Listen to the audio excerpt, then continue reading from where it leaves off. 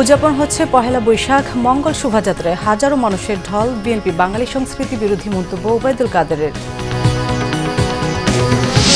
অবশেষে 1 মাস পর মুক্তি পেলেন সোমালিয়া জলদস্যুদের হাতে জিম্মি 23 বাংলাদেশি নাবিক। দুবাইয়ের পথে জাহাজ আব্দুল্লাহ।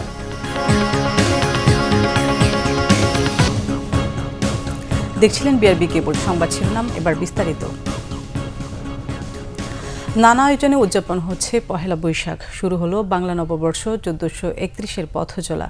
ভোরের আলো ফোটার সাথে সাথে রমনার বটমূলে ছায়ানটে গানের মধ্য দিয়ে শুরু হয় বর্ষবরণ। ভোর 6:15টার ছায়ানটে গানের মধ্য দিয়ে বরণ করে নেওয়া হয় 1431 বঙ্গাব্দকে। হাজারো মানুষের আনন্দময় উপস্থিতি, সাংস্কৃতিক আগ্রাসনের মোকাবিলায় বাঙালির প্রাণের এই উৎসব সবার মন ও মননে জায়গা করে নেবে, এমনটাই প্রত্যাশা তাদের।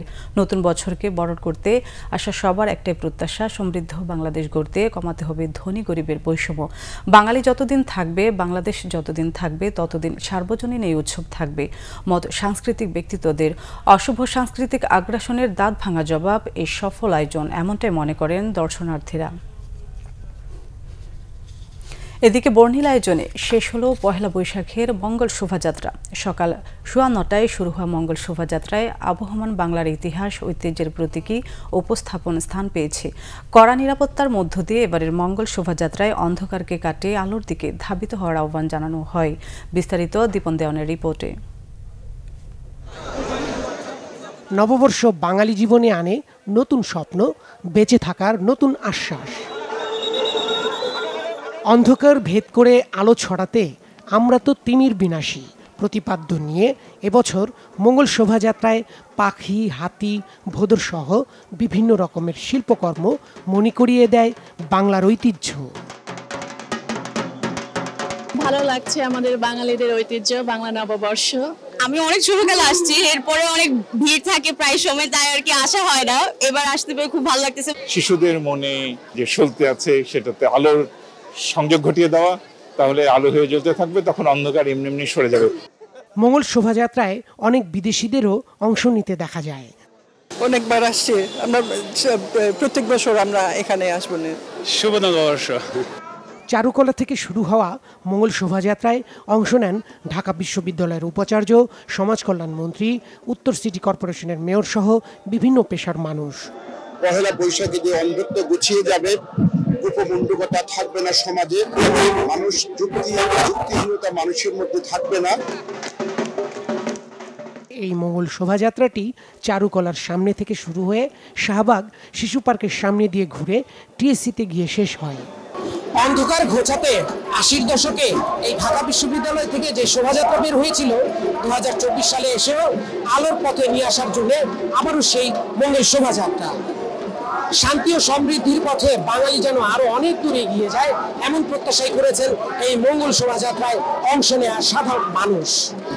দীপন দেওয়ান, বাংলা ভিশন, ঢাকা। আওয়ামী লীগ সাধারণ সম্পাদক ওবায়দুল কাদের বলেছেন, বিএনপি বৈশাখ ও বাঙালি সংস্কৃতি বিরোধী একটি দল। এরা জঙ্গিবাদের পৃষ্ঠপোষক, তাই এদের প্রতিহত করা হবে।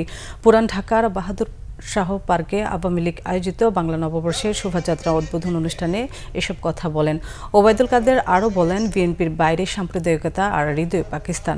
এরা দেশীয় সংস্কৃতি সহ্য করতে পারে না বলে অভিযোগ করেন আওয়ামী লীগের সাধারণ সম্পাদক ওবায়দুল কাদের। আরও বলেন, বাংলাদেশের জন্মের ইতিহাস আর চেতনার বিরোধী শক্তি বিএনপি। বাংলাদেশকে বাঁচাতে হলে বাঙালি সংস্কৃতিকে বাঁচিয়ে রাখতে হবে বলেও মনে করেন তিনি। শেখ হাসিনা নেতৃত্বে বাঙালি সংস্কৃতিকে বহুতা নদীর মতো এগিয়ে নিয়ে যাওয়ার প্রত্যয় ব্যক্ত করেন আওয়ামী লীগ সাধারণ সম্পাদক ওবায়দুল কাদের। জঙ্গিবাদের পৃষ্ঠপোষক বিএনপিকে শেখ হাসিনা নেতৃত্বে পরাজিত করা হবে বলেও হুঁশিয়ারি দেন ওবায়দুল কাদের। জঙ্গিবাদের পৃষ্ঠপোষক সে বিএনপি হচ্ছে বাঙালি সংস্কৃতির, বাংলাদেশ রাষ্ট্রের চেতনার, মুক্তিযুদ্ধের প্রতিপক্ষ, শত্রু।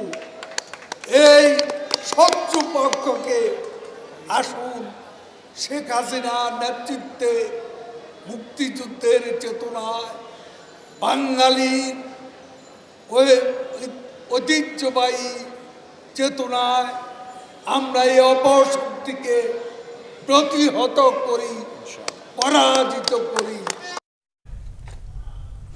এদিকে বর্ণিল আয়োজনে দেশজুড়ে উদযাপন হচ্ছে বাংলা নববর্ষ 1431। সকাল 9টায় ময়মনসিংহের মুকুল নিকেতন স্কুল থেকে মঙ্গল শোভাযাত্রা বের হয়ে নগরীর প্রধান সড়ক প্রদক্ষিণ শেষে জয়নুল আবেদিন পার্কের বৈশাখী মঞ্চে গিয়ে শেষ হয়। এ সময় উপস্থিত ছিলেন সংসদ সদস্য মহিতুর রহমান শান্ত। নাটোরে সকাল 7টায় মঙ্গল শোভাযাত্রা বের করা হয়। খাগড়াছড়িতে বাংলা নববর্ষ উপলক্ষে জেলা প্রশাসকের কার্যালয় থেকে মঙ্গল শোভাযাত্রা শহরের বিভিন্ন সড়ক ঘুরে টাউন হল প্রাঙ্গণে গিয়ে শেষ হয়। এছাড়া বাংলা নববর্ষ 1431 উদযাপন হচ্ছে জয়পুরহাট, চুয়াডাঙ্গা, নওগাঁ ও রাঙ্গামাটি সহ দেশের বিভিন্ন জেলায়। সোমালিয়ার জলদস্যুদের কবল থেকে বাংলাদেশি জাহাজ এমভি আব্দুল্লাহ 23 নাবিক সহ মুক্তি পেয়েছে। বিষয়টি নিশ্চিত করেছে জাহাজটির মালিকপক্ষ KSRM গ্রুপের মিডিয়া উপদেষ্টা মিজানুল ইসলাম। তবে কত ডলার মুক্তিপণ দেওয়া হয়েছে তা তাৎক্ষণিকভাবে জানা যায়নি। গত 12 মার্চ ভারত মহাসাগর থেকে 23 নাবিক সহ বাংলাদেশি জাহাজটি ছিনতাই করে সোমালিয়ার জলদস্যুরা। এরপর তারা জাহাজটি সোমালিয়া উপকূলে নিয়ে যায়। নিজ দেশীয় উপকূলে নেয়ার 9 দিনের মাথায় দস্যুরা মুক্তিপণের জন্য জাহাজের মালিকপক্ষ KSRM গ্রুপের সঙ্গে যোগাযোগ করে। নানা পর্যায়ে দর কষাকষির পর দস্যুদের সঙ্গে সমঝোতা আলোচনা চূড়ান্ত পর্যায়ে পৌঁছেছিল বলে ঈদের আগে আভাস দিয়েছিল জাহাজটির মালিকপক্ষ। সব নাবিক সহ জাহাজটি মুক্তিপণ পাওয়ার পর জাহাজটি সংযুক্ত আরব আমিরাতের উদ্দেশ্যে রওনা হয়েছে।